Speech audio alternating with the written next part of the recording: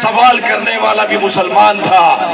آپ تو مسلمان نہیں ہیں، کیوں آ کے اپنے لیے پنگے لیتے ہو، کیوں ظالم کو للکارتے ہو جو بہت طاقتور ہے؟ تو میں نے کہا شاید آپ نے سکھوں کی تاریخ نہیں پڑھی ہے،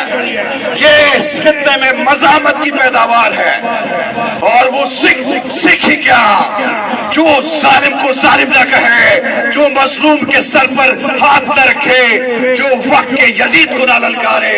ایسا سکھ ہونے سے پھر سکھ نہ ہونا بھی بہتر ہے۔ میں نے کہا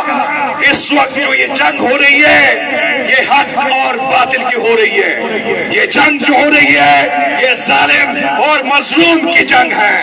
بحیثیت ایک انسان میں 2.5 سال سے اس جنگ کو بڑے قریب سے دیکھ رہا ہوں۔ مجھے آج بھی یاد ہے کہ پرسوں میں نے ایک پوسٹ کی تو لنڈے کے جو لبرل ہیں وہ لبرل ان کو معصوم وہ خون میں لتڑے ان کے جب اڑ رہے تھے ان کے وہ دکھ ان کی وہ تکلیف نظر نہیں آ رہی تھی، لیکن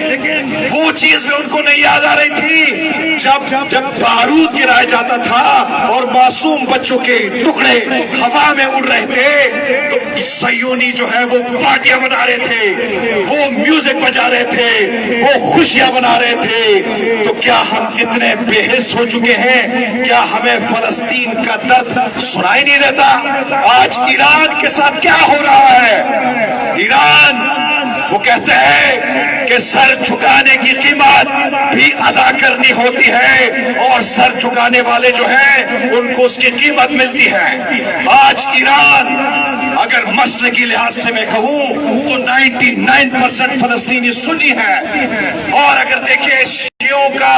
تو ایران تو اس سے بھرا ہوا ہے۔ ہونا تو یہی چاہیے تھا کہ دیگر مسلمان حکمرانوں کو جا کے اس جنگ میں براہ راست حصہ لینا چاہیے تھا۔ آج برطانیہ، فرانس، امریکہ سب فلسطین کے خلاف آپریشن کر رہے ہیں، ایران کے خلاف متحد ہو چکے ہیں، لیکن مسلمانوں اگر اسی طرح تماشا دیکھتے رہے، اسی طرح گھنگرو باندھ کر ناچتے رہے تو یاد رکھنا لیبیا، عراق، یمن، آپ لبنان، افغانستان، اور اب یہ مت سوچنا، یاد ہوگا میں نے آپ کو کہا تھا کہ یہ آگ وہاں بھڑک اٹھی ہے، اس کی چنگاریاں ہماری دہلیز تک پہنچیں گی، اور